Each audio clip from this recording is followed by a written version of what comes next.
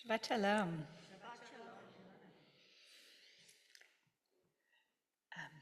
So if you were here on the second day of Rosh Hashanah this year, you may remember that I shared with our community an experience from my young adulthood. I was on a gap year, a post-high school gap year in Jerusalem during the Gulf War. And as I shared at that time, I was staying in a dorm. It was an all-girls school. We were mostly Americans. And when the war broke out, the dorm emptied. About 80 to 90% of the girls went home. Those of us who remained were issued gas masks and got to have that quintessential Israeli experience of rushing to the sealed room, sitting there with our gas masks on, listening for sounds out in the dark. And as we know, in the end, Israel suffered no direct casualties during that war. But at the time, we did not know we were safe. When my classmates made the very prudent decision to fly home, and when I and about 20 other girls made the decision to remain, we had every reason to believe the reports of weapons of mass destruction. That's why we were issued those gas masks. I was 18 years old at the time. My older daughter, Shira, is 19 years old right now. And I hadn't thought about that experience for years until I sat down to write that sermon. And thinking of my daughter off in college, I was shaking my head and wondering, how did my parents let me stay? So, so in preparing to write that sermon, I called them and asked, how did you let me stay? And their answers were remarkably vague. They really don't remember how they felt. Were they ambivalent? Was it hard? No memory.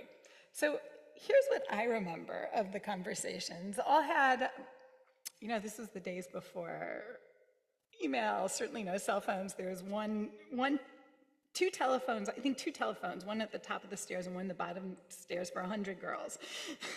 So it was hard to communicate, but I do remember a few conversations. One was, I truly believed if I stayed in Jerusalem, I was safe, because Saddam Hussein would not want to target Jerusalem, right? And my parents told me, okay, if you stay, you can't leave the city during the war, which definitely helped bolster that feeling of security. But I'm not sure what we actually believed about I think it's true he probably didn't want to target Jerusalem, but what we actually believed about the accuracy of his targets, of his ability to target, I'm not really sure, because I do remember that as we got further into the war, there were rumors that when the air raid sirens went off, there were a lot of guys who would go up on the roofs to watch the Patriots explode the Scud missiles mid-air. It was like fireworks, right? So if they could see it, I don't know why we thought we were so safe. The other piece I remember, I'm out of order here, one sec. The other piece I remember is that, this part's also a little funny in a dark way. Before we'd finalized the decision, my father told me, there could be a lot of casualties in Israel. And I said, well, then I would want to volunteer to help to tend to the wounded. And he said, wartime nursing is very bloody. All the more so then I would want to help. And I'm sure I meant it, which is quite amusing, because 2 years earlier when I was 16, I literally fainted, blacked out, and fell on the floor watching a friend donate blood. But yeah, I thought at age 18 I was past this and I was going to do wartime nursing. So the takeaway is that my parents certainly did not pressure me to stay in Israel through that war, but they also clearly did not pressure me to come home. They asked me questions, and somehow they trusted me to make my own decisions at the age of 18. Was I a fool? Were they? Take that into the story of this week's Torah portion, where, as Bill shared, we read about 12 scouts sent to spy out the land in preparation for the conquest. And 10 bring back a report that the land is bountiful, but it's inhabited by giants and we will never overcome them. Only 2, Joshua and Caleb, come back emphasizing the goodness of the land and stressing that with God on our side, we can succeed. What struck me this year for the first time, I don't remember thinking this before, is that those 10 scouts were not wrong. The land was inhabited by giants. And in fact, the conquest was very difficult. 40 years later, the next generation spent the rest of their lives under Joshua's leadership trying to complete the conquest. Yes, their enemies fell before them one after another, but only because God was making these crazy miracles. Like in one case, God actually stops the sun from moving across the sky so the Israelites can win their battle. If it weren't for these supernatural miracles, it's very clear without this really heavy-handed divine intervention, and even with this heavy-handed divine intervention, they still didn't succeed in conquering the entire land. So the scouts were not wrong. And if we didn't know the end of the story, I would say that those 10 naysaying scouts were actually the adults in the room. And Joshua and Caleb seemed kind of like naive 18-year-olds. But we do know the end of the story. The 10 scouts doomed themselves and the entirety of their generation to die in the desert. And the text frames those 40 years of wandering as God's wrathful punishment. But it was also the natural consequence of their report. With an attitude that assumed failure, they couldn't possibly have taken the land. Of that entire generation, only Joshua and Caleb lived to enter the promised land. So this Torah portion works on multiple levels. On one level, it is a powerful metaphor. We have so much in our world, in our lives as individuals, in our country, that we want to make better, that feels totally overwhelming sometimes. And there is little we can accomplish if we allow these obstacles, as giant as they may be, to obscure our vision of possibilities. Through the centuries, though, this Torah portion has also operated not just as metaphor for our people, but really at face value. Our ancestors never stopped believing that the promised land would be ours again. And until the birth of Zionism, they also believed that the time to reclaim the land would not arrive until God indicated willingness to work miracles for us. I'm talking like sun stopping in the sky. I'm talking like walls of Jericho crumbling because of the shofar blast, those kinds of miracles. So the power of Zionism came in merging the face value with the metaphor. The promised land is still literally the land. For Jews in the diaspora, it never stopped being that. But the path to claiming it is no longer through supernatural miracles, but through our own human efforts. And that meant to claim our promise, we did not have to wait for God to appear. We just had to believe in ourselves. So I suspect that back in 1991, my parents understood this intuitively.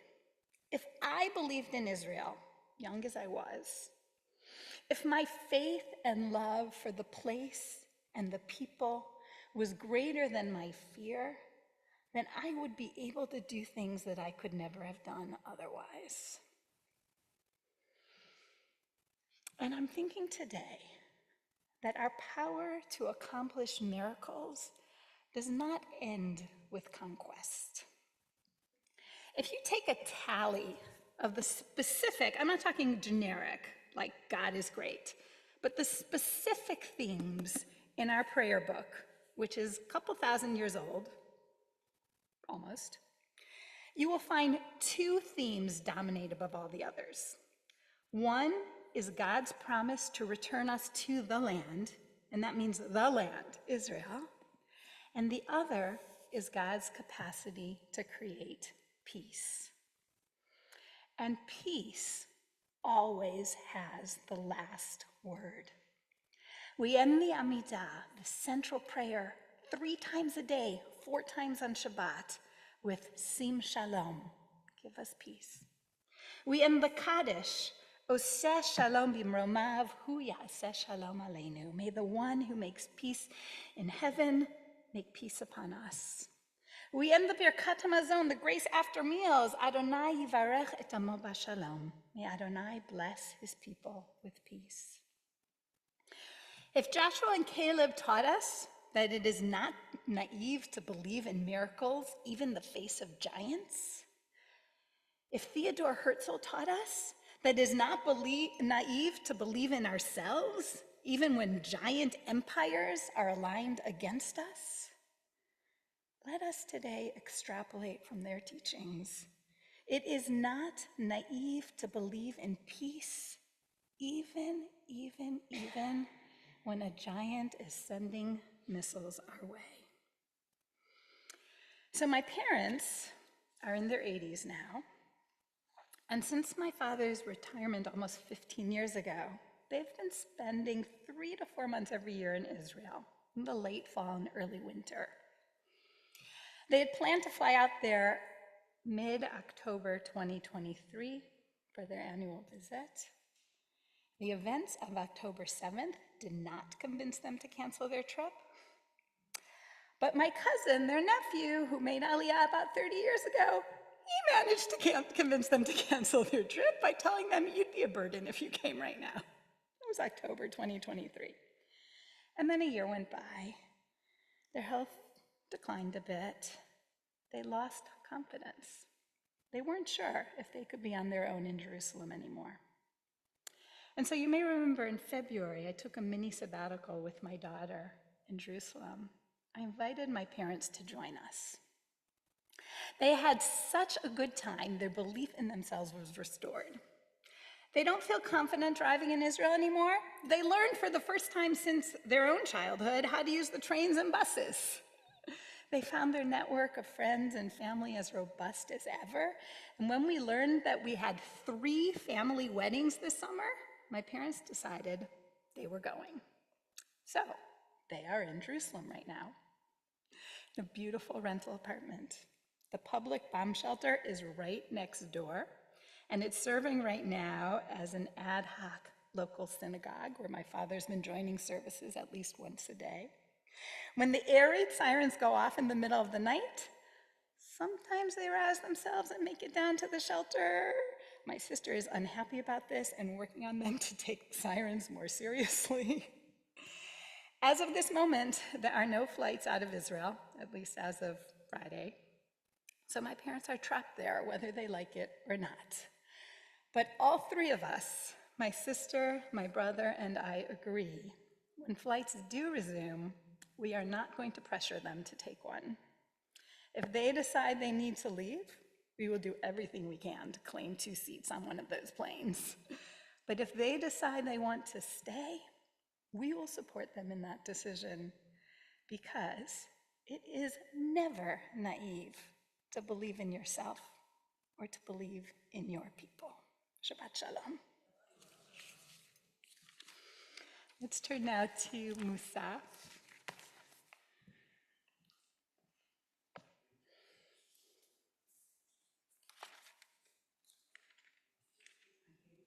Page 184.